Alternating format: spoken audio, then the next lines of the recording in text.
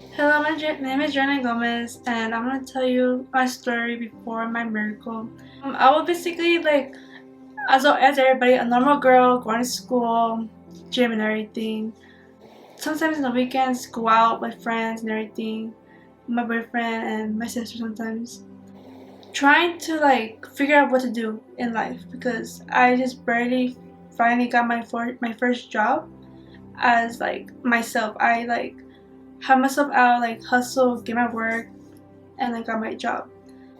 Started studying. I was actually going towards studying to be an RN and going to school for that and going to work at the same time, which was kind of stressful, but I was doing it to make my family proud. Like I could do it without their help.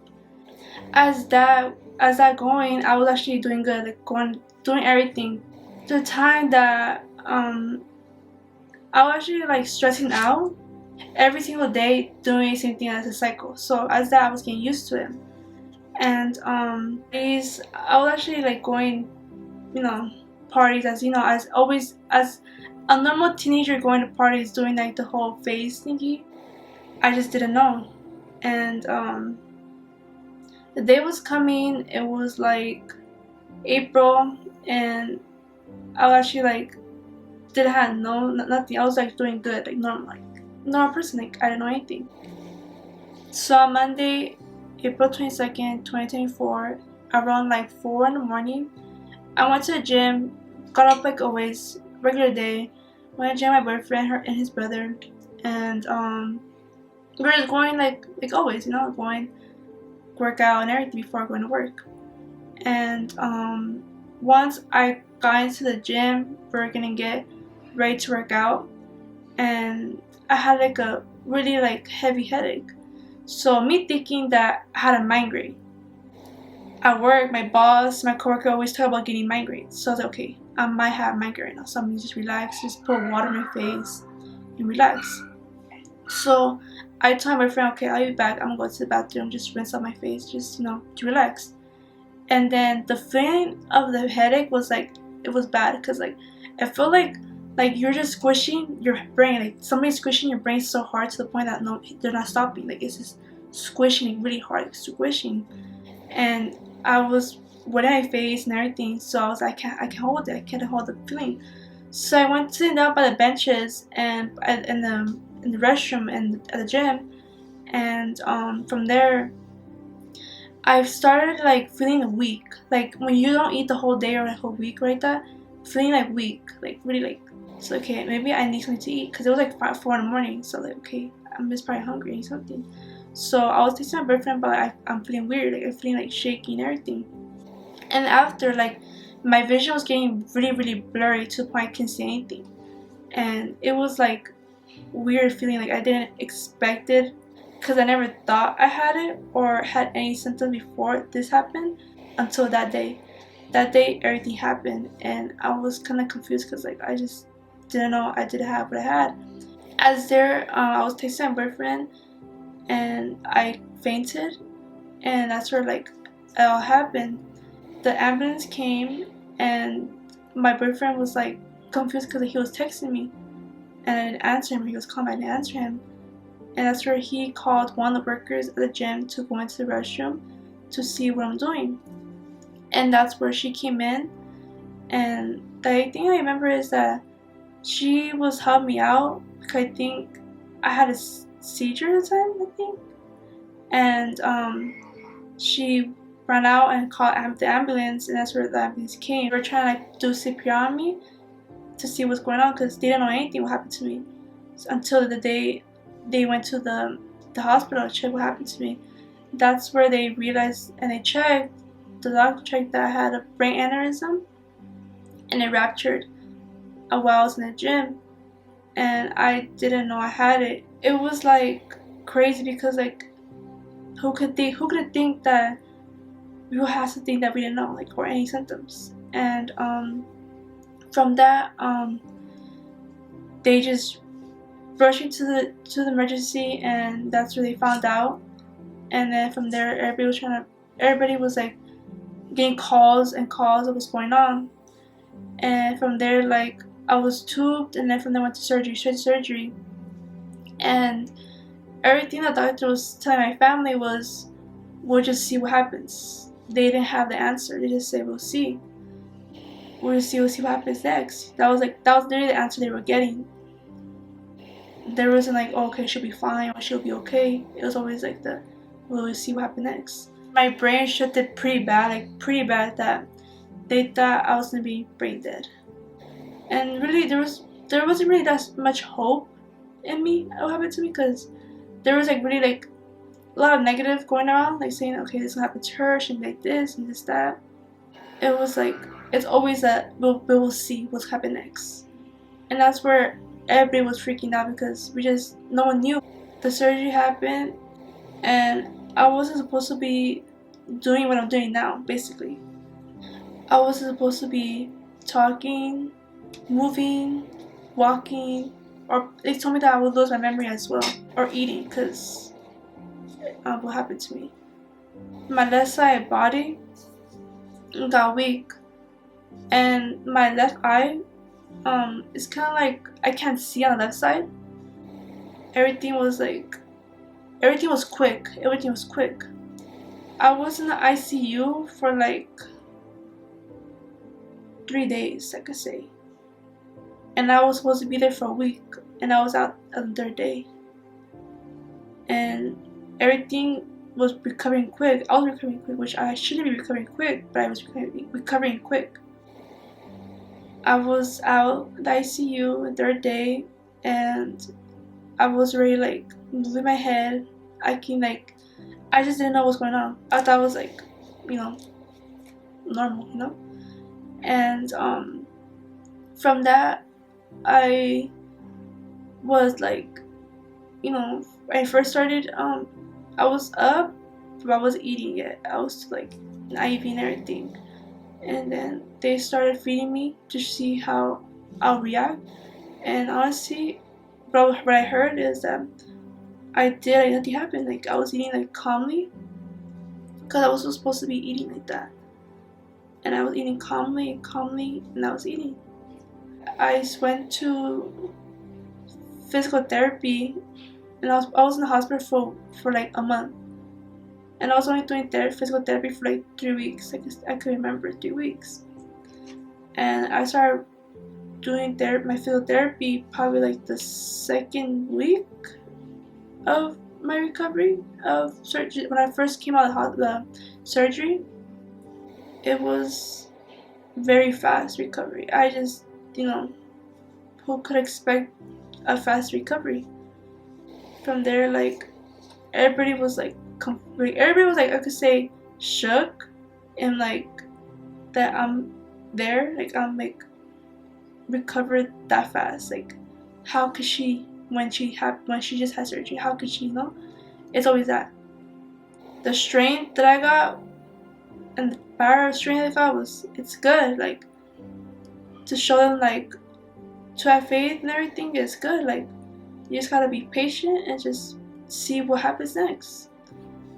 So while being in surgery, I was told that like, my family was actually really worried, and they don't know what's gonna happen to me. So it's like a lot like if she's gonna walk again, is she able to speak again, be normal, or she might be a vegetable, or she might not be the same. Or obviously I understand like the worries and everything. Obviously I will think those ways, and especially what I went through was like, it's kind of like not hard to like think about stuff like that, it's like not negative, but it was just like, and the doctors came, and he was like saying like, we'll just see what happens next. And then my uncle and then my grandma started praying, and my uncle got up and said, God, shut all the negativities in their mouth and let Jeralyn be a testimony. And from there, like, it was basically a waiting game to see what happened next. There's a point in the gym after you fell, after your brain started bleeding and everything went down, where you lost yourself, where you were gone. When you woke up in the hospital, you told me about an encounter that you had at the gym. It was like an out-of-body experience, a spiritual experience, where you encountered God. Why don't you tell us a little bit about that? Before everything happened, my whole incident and everything, basically the ambulance came and everything. They did CPR with me because they didn't know what happened to me. So basically, they thought it did CPR because they thought I was dead. I was like gone out of my body. I was done. I was like, not there. When they were doing CPR and everything, I saw Jesus. I saw Jesus standing right there next to me. I was like, laying down the floor, and I saw him. It felt very like peaceful. I felt like calm, peace, and everything. And what's it called? And I saw his face, but not really. It's like it was really bright. It was like really bright. And saw his hands. He was so clean, clear and clean, with the hole in the middle. He showed me his hands and everything. As that, I saw him, and I asked him. I was like, "Am I going with you?" He said, "No. Your time hasn't finished, and your story is not finished. Your story continues." And that's where I started crying. I'm like, okay, this is really good. I started crying a lot. And I felt so blessed. I felt so grateful because who could know if I was gonna go with Jesus or not? And he told me, not today. Your story hasn't ended. Hearing that, it was a relief, and I felt so calm. It felt like, I can't really explain it, but it felt really peaceful, really peaceful. As that, I was talking to him, and he was telling me that the church is gonna be like Noah's Ark. But until this day now, I just don't know what does that mean. I'm still questionable, what does he mean by that? And I just know that he gave me another chance to live because I have purpose to be alive, and I have purpose to share my testimony to other people. Especially, I was in his hands the whole time. I was getting healed by him the whole time. While there was negative going around me and everything, I was still getting healed. And the faith I had, it's big. It was big. I really felt really blessed to be waking up and then telling my tia what I saw, and what he said was just such a blessing. I could finally share and tell them what I saw, because it was very it was hard, but then I had faith the whole time, all the time. So, how are you doing today? What has your healing journey looked like? My healing journey was like a roller coaster, because when I got out of the hospital, I was doing physical therapy already. I was kind of good but weak at the same time. But I was having faith, and I was still getting to it and everything. I was just doing physical therapy for I could say a month max, or a month max, but I was having trouble because the anxiety at night was horrible. It was scary because I was I'm always nighttime. I'm like, God, please give me strength just to get this day over with, and then I go through it and just move on and everything. I feel at peace talking to him every single night. I feel peace. As my recovery was starting going, they charged me for from physical therapy around like in June, July. That's where I got discharged, and I was fine. And my first appointment with my neurologist, it was actually like a roller coaster because I was nervous, like especially hearing from a doctor to myself. Because before, like it was always like him talking to my family, him talking to my mom, my parents, and everything. So I finally like gonna go to my first appointment with my finally gonna see who he is, who the one that did surgery on me. And while I was going to his office and everything, I was nervous, and this older lady on the side, she was like, I was nervous. She was like, and she didn't know who I was, and she was like, "You're here. God put you this far for a reason."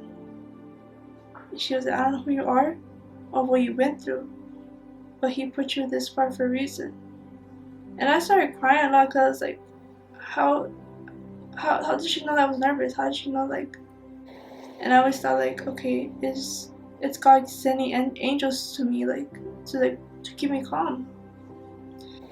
He was talking to me about my recovery. He said that he called me a miracle baby because like what I went through was crazy, and it was just crazy. And he's like, seeing you right now, it's good. Like I'm happy to see where you're at right now. And everything came out fine. He told me that just like keep going.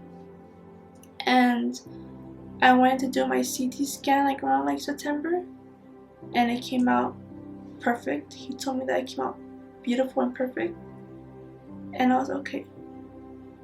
I'm still healing. I'm still having faith, and let's keep going, you know. And then last, like, I'll say like in February, I think I took my MRI. And I was nervous because it was like my MRI, my first time going to MRI thingy machine, because I was in it but I wasn't remembering everything. So now since I'm awake, I went through it and I was nervous. But every time that I do something or something from the hospital like that, I always sing a song in my head, like, and throughout the time I was like, okay. From that I have more strength. And then I did my MRI, and I was waiting to like April 12th. I got my appointment on 14th, and he called me that my MRI came out perfect. He told me that it came out good to the point that it looks like nothing happened to me. Everything came out normal, like a normal brain. And that was like a big relief, And I was so blessed, I was so happy, and seeing the recovery that I'm going through and the miracle that he gave me is just a blessing. And I'm just so happy and grateful that like I'm where I'm at now. How has your relationship with God changed since this experience? It changed for the good. I feel very connected, and it really changed my whole mindset, everything. I feel more closer to him now, and as that I feel like more at peace. And my relationship with him is actually, it feels good. It really feels good. Like the whole thing happened, and I feel like God was there the whole time. He never left my side, no matter what. He never will. And from that, I just have like so much faith in him because he was there, and his promise is there. Like he kept his promise. He gave me another chance to live, and I thank him a lot for that. I really do thank him.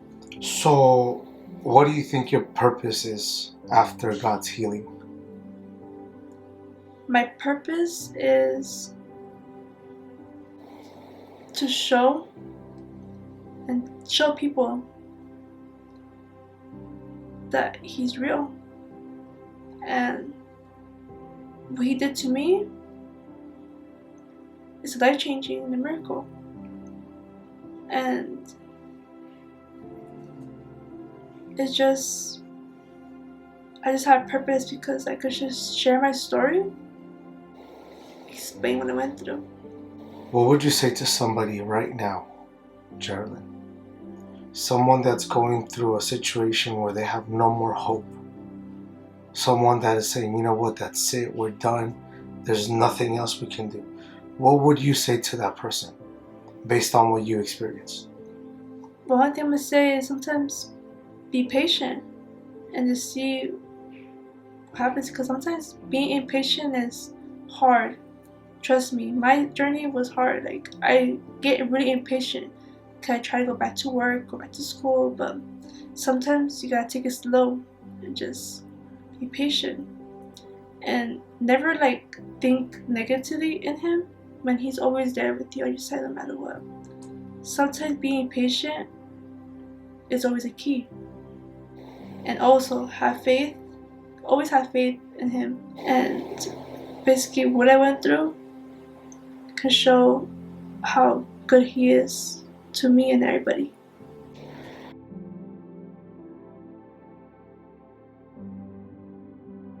All right, so what happened that morning? So in that morning, usually she wakes me up around 4. So we woke up. She came and got me. She got my brother. And then from there, we made our way to the gym. Usually we take a little bit of pre-workout just to wake ourselves up. And she takes about this much. And then we went in, we worked out. I think it was like 5-10 minutes into our workout that she got up from working out. And then she said she had a migraine. So she stood up and she told me she was gonna go to the bathroom. From the bathroom, she went. And then it was like 5-7 minutes that she was already in there. She started texting me. She called me and she hung up the phone. And after she hung up the phone, I tried to like text her and I started spamming her phone. From spamming her phone, she stopped answering, and eventually I asked some lady, and the lady went in there and checked, and then while they went to go call 911, they let me into the bathroom and she was having a seizure. From there, the ambulance came, and then they rushed to the hospital because they didn't let me in the ambulance, so I had to rush to the hospital in the car. And then from there, everyone met there, and that's when everything happened, when they told us that they were gonna have to do surgery. So what was going through your mind while she was in surgery? Well, when I heard she was going into surgery, I blamed myself for a little bit because she was with me, and I felt like I didn't take care of her.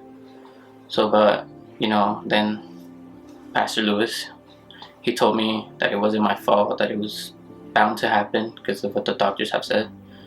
But I felt, I was just hoping, and I'm not one to really pray, but with you guys I did, and luckily it did work. I know there was people saying that she might not make it, she might not be the same, but every day and every single day she would wake up, and like when she got her phone back, she would text me, and I'd get happy because she was trying every day her hardest to come back to me, to come back home, to be the same person. And to this day, we go to the gym every day. She's fine. She's going back to 100%. She started driving again. So it makes me happy because I got my girlfriend back. Awesome.